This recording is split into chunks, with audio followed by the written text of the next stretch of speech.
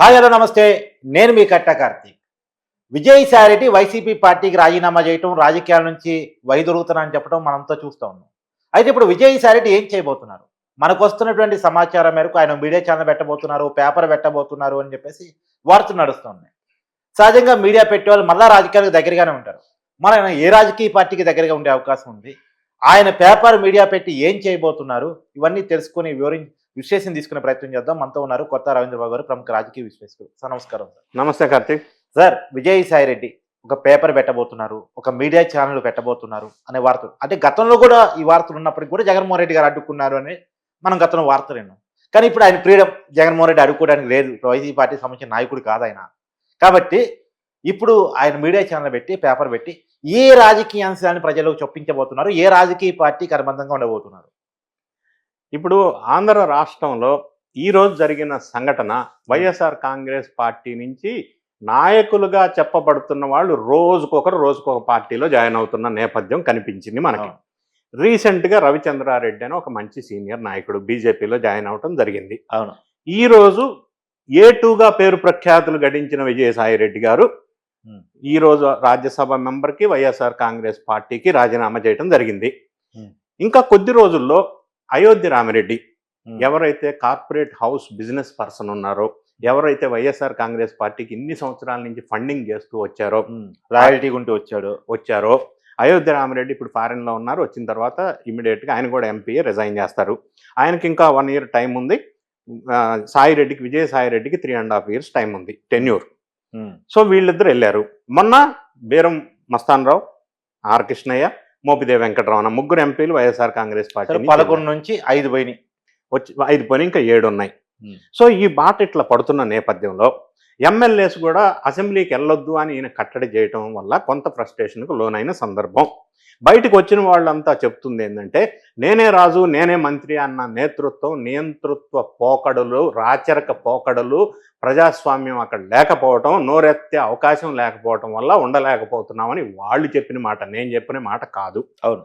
So ఈ విధంగా విజయసాయిరెడ్డి గారు A2 అంటే జగన్ రెడ్డి తర్వాత A2 స్థానం, లేదా ఇద్దరు కలిసి అక్రమార్జన కేసుల్లో జగన్ A1 అయితే ఈయన A2, అందువల్ల ఆయనకు ముద్దుగా A2 అంటారు. జగన్ గురించి పార్టీలోనూ 2, కేసుల్లోనూ 2, కరెక్ట్. అందుకని A2గా పేరు ప్రఖ్యాతులు పొందారు. జగన్ రెడ్డి కుటుంబానికి సంబంధించి 3 తరాలుగా వాళ్ళ ఆస్తిపాస్తుల వివరాలు ఈయనకి తెలిసినంతగా ఎవరికి తెలియదు. అది అక్రమమైన సక్రమమైన అంతా చార్టెడ్ అకౌంటెంట్ కాబట్టి. ఇక మీరు అడిగిన ప్రశ్నకి, ఈయన తర్వాత ఏం చేయబోతున్నారు రిజైన్ చేసి అనే ఊహాజనితమైన ప్రశ్నకి మనకి డాట్స్ కనెక్ట్ చేసుకుంటే, ఆయన ఈరోజు ట్వీట్ చేసిన అంశం ఏంది, వ్యవసాయం చేసుకుంటా అన్నాడు. ఒక చార్టెడ్ అకౌంటెంట్ రాజకీయాలన్నీ వదిలేసి సడన్గా వ్యవసాయ రంగం పిలుస్తుందని చెప్పి వెళ్ళి వ్యవసాయం చేసుకుంటాడా? మనకి అది అంటే నమ్మదగ్గ విషయంగా అనిపించట్లా. సో రెండో ఆప్షన్ ఏముంది ఆయనకి? చాలా మంది అంటారు చాలా కేసులు ఉన్నాయి. నిన్నగాక మొన్న కాకినాడ సీపోర్ట్ కేవీ రావు దగ్గర నుంచి గతంలో వాళ్ళు గవర్నమెంట్లో ఉన్నప్పుడు గన్ పెట్టి రాయించుకున్నారు. ఇప్పుడు గవర్నమెంట్ మారింది, ఆయన కేవీ రావు అనే అతను సిఐడి కేసు పెట్టాడు, ఈడీ ఎంటర్ అయింది, కేసు మళ్ళీ పెద్ద ఎత్తున అవుతుంది, మళ్ళీ జైలుకి తప్పదన్న భయంతో ఏం జరిగిందో ఏమో ఈ అరవిందో వాళ్ళు ఈ సాయిరెడ్డి గారు కలిసి ఏమి చర్చలు జరిగినో తెలియదు కానీ మళ్ళీ వాపసు ఇచ్చారు. ఆస్తులు వాపసు ఇచ్చారటగా. ఇచ్చారంటే దాని వెనక పెద్ద కథ కార్ఖానా గొడుపుటాని ఏదో జరిగింది. అదొకటే కాకుండా సింహాచలం దేవస్థానం ప్రాంతంలో కొన్ని వేల ఎకరాలు కబ్జా పెట్టిన మాట ఇప్పుడు వెలుగులోకి వస్తూ ఉంది. దాని మీద ఎంక్వైరీ పెట్టారు.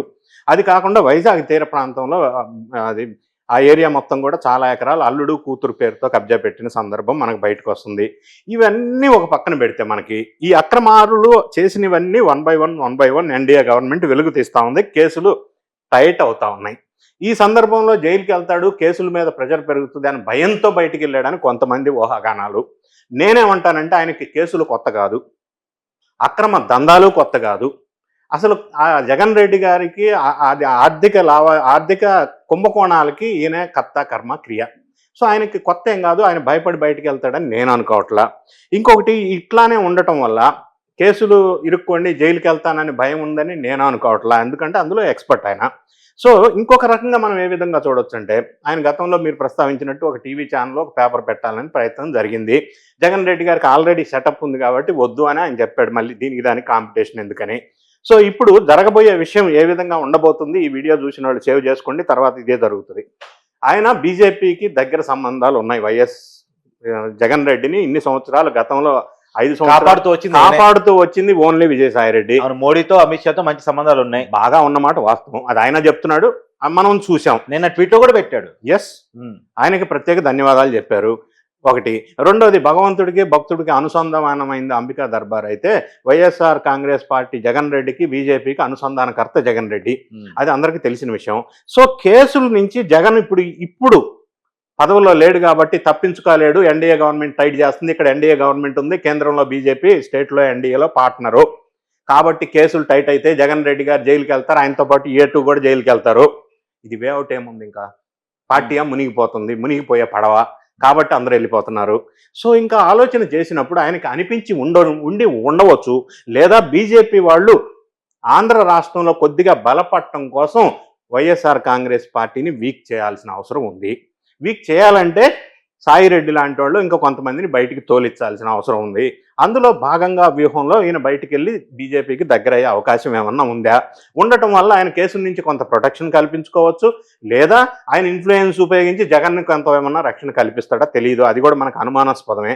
ఈ అంశాలు పరిశీలించినప్పుడు ఆయన బయటకు వచ్చిన తర్వాత ఇంకొక 4 రోజుల్లోనో 2 నెలల్లోనో ఒక పెద్ద మీడియా హౌస్ ఒకటి పెట్టబోతున్నాడు అనేది ఒక సమాచారం. దానికి ఆల్రెడీ ప్రాథమికంగా చర్చలు అయిపోయినాయి. ఆ మీడియా హౌస్కి మన ప్రముఖ తెలుగు ఛానల్లో ఉన్న ఒక జర్నలిస్ట్ని తీసుకొని ఆయన ఆధ్వర్యంలో పెట్టాలి అనేది ఒక చర్చలు కూడా జరిగినాయి. అది ఒక నెలలో బయటకు వచ్చేస్తుంది. ఆ ఛానల్ ఇంతకుముందు జగన్ రెడ్డి పెట్టనివ్వలేదు, ఇప్పుడు ఈయన పెట్టబోతున్నాడు. నెక్స్ట్ క్వశ్చన్ ఏంటంటే, ఆ పెట్టిన మీడియా ఛానల్ ఎవరికి ఏ లైన్ తీసుకుంటుంది? ఇప్పుడు ఎటుంటది? ఇప్పుడు మనం గమనించినట్టయితే తెలుగుదేశానికి సపోర్ట్ చేసే కొన్ని ఛానల్స్ ఉన్నాయి ఆంధ్రప్రదేశ్లో, వైఎస్ఆర్ కాంగ్రెస్ పార్టీకి సపోర్ట్ చేసే కొన్ని ఛానల్ ఉన్నాయి, జనసేనకు కూడా కొన్ని లైన్ తీసుకున్నాయి. కానీ బీజేపీకి ఏకంగా సపోర్ట్ చేసే ఛానల్స్ ఆంధ్రప్రదేశ్లో లేవు. కానీ అవసరం కదా, ఈరోజు ఛానల్ లేని పార్టీ లేదు, పార్టీ లేని ఛానల్ లేదు. ఆ విధంగా తయారైనాయి. దురదృష్టవశాత్తు, నేను దాన్ని సపోర్ట్ చేయట్లా. ఆ విధంగా రాజకీయాలు తయారయ్యాయి. కాబట్టి ఇప్పుడు బీజేపీ పార్టీ వాళ్ళకి ఆంధ్ర రాష్ట్రంలో సపోర్ట్ చేసి రాబోయే ఎలక్షన్ లో బీజేపీ పెద్ద ఎత్తున వెలుగులోకి రావాలంటే ఒక పెద్ద ఎత్తున ఛానల్ అవసరం. దాన్ని విజయసాయి రెడ్డి ద్వారా పెట్టించి బీజేపీకి ఏమన్నా సపోర్టింగ్ గా అతను వెళ్లే అవకాశం ఉన్నదా అనేది ఒక కోణంలో మనం ఆలోచించాల్సిన అవసరం ఉంది. అలా చేయటం వల్ల ఈయనకు వచ్చే ఫాయిదా ఏంది అని అంటే, ఒకటి కొంత ప్రొటెక్షన్ అయితే దొరుకుతుంది, ఇంకా వేరే అవకాశం లేదు, గత్యంతరం లేని పరిస్థితి. ఇప్పుడు జగన్ రెడ్డి గారు ఉన్నారు అనుకోండి, ఆల్రెడీ ప్లాన్ బి రెడీ పెట్టుకున్నాడు. ఇప్పుడు ఇవాళ రేపు ఏదో 6 ఎమ్మెల్యేలు ఒకసారి వెళ్ళిపోతే ఎల్పీ అంతా అటు మెర్జ్ అయిపోద్ది, పార్టీ మునిగిపోద్ది అని ఒక టాక్ నడుస్తూ ఉంది. ఈ నేపథ్యంలో ఆయన ఇంత ముందు అయితే అమ్మ ఉంది, చెల్లి ఉంది, ఇప్పుడు వాళ్ళు బయటికి వెళ్ళారు, బాణం వల్ల రివర్స్ అయినాయి. సో ఇప్పుడు ఆయన ఏం చేశాడు, లండన్లో వ్యాపార సామ్రాజ్యాన్ని డెవలప్ చేసుకున్నాడు. ఈ పడవ మునిగినప్పుడు ఆయన లండన్కి వెళ్తాడు, కేసులన్నీ కూడా లండన్లో ఉంటాడు కాబట్టి తిరిగి రాడు, పార్టీ ఉండదు బహుశా. ఈ పరిస్థితుల్లో విజయసాయిరెడ్డి మరి ఆయన ఫ్యూచర్ ఆయన చూసుకోవాలిగా. ఆ విధమైన ఆలోచన విధానంతో ఈరోజు బయటకు వచ్చి బీజేపీ వైపు అడుగులు పడుతున్నాయేమో. ఇంకొక క్వశ్చన్ మీరేమంటారంటే, అందులో ట్వీట్లో ఇచ్చాడు కదా ఏ పార్టీలో జాయిన్ అవ్వనని. అవును, ఒక 4 రోజులు ఖాళీగా ఉంటారండి, తర్వాత కార్యకర్తలంతా సమావేశ పెడతారు, వాళ్ళ ఒత్తిడి తీసుకొస్తారు, కార్యకర్తల అభిప్రాయాలను గౌరవించాల్సిన అవసరం ఉంది కదా, అందుకని అక్కడ జాయిన్ అయింది అంటారు. ఇవన్నీ జరగవచ్చు అని కొంతమంది మనం విశ్లేషణ చూస్తూ ఉంటే, మాట మీద నిలబడే మనసుతున్న మనుషులైతే ఇదే కరెక్ట్ అని చెప్పడానికి ఉంటది. కానీ తర్వాత రాజకీయ నాయకులు అంటే మాట మీద నిలబడరు కదా. కానీ ఒక విషయం ఏంటంటే, ఆయన రాజకీయాల నుంచి తప్పుకుంటున్నాను అని అనటం శుభ పరిణామం అని నేను అంటాను. ఎందుకంటానంటే, ఆర్థిక నేరస్తులు రాజకీయాల్లో ఉండకూడదు. ఉండకూడదు కాబట్టి ఆయన నిజంగా నిర్ణయం తీసుకొని వ్యవసాయం చేసుకుంటే మంచి నిర్ణయం, అభినందిస్తాను. కానీ అలా కాదు, ఈ రకమైన ఎత్తుగడ ఉందో. రాజకీయాల నుంచి తప్పుకుంటే కేసులు అన్న పక్క పోతాయా? కేసే, వ్యవసాయం చేసినా ఇంకో పార్టీలో ఉన్న కేసు, రాజకీయాల్లోంచి బయటకు వచ్చినా పార్టీలోంచి బయటకు వచ్చినా కేసు క్లోజ్ అవ్వదు కదా. చట్టం పంతని తాను చేసుకుపోద్ది. ఓన్లీ థింగ్ ఏంటంటే, ఎక్కడ ప్రొటెక్షన్ ఎక్కడ గొడుగు అనేది వెతుక్కోవాలా. సో అటువంటి వాళ్ళు ఆర్థిక నేరస్తులు గొడుగు కింద చేరిపోతారు అండి.